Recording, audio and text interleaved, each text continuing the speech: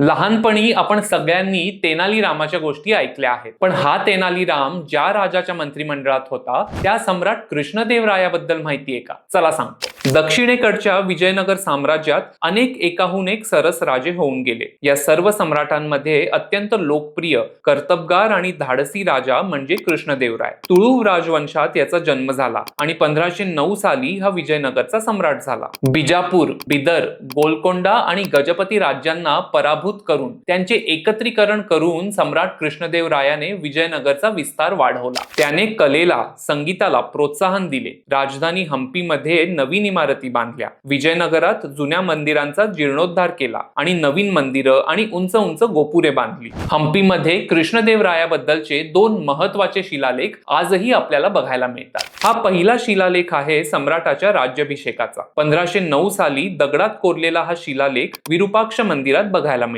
हा दुसरा शिलालेख आहे युद्धातील विजयाबद्दल, ओडिशाच्या गजपती राजाला हरवल्यानंतरचा. 1513 साली लिहिलेला हा शिलालेख कृष्ण मंदिरात बघायला मिळतो. या सगळ्यासाठी कृष्णदेवरायाला अनेक पदव्या देखील मिळाल्या होत्या. त्यातील काही म्हणजे महाराजाधिराज, सिंहासनाधीश्वर, आंध्रभोज आणि कन्नड राज्य रमणा. ही रील आवडली असेल तर लगेच फॉलो करा आणि शेअर करा.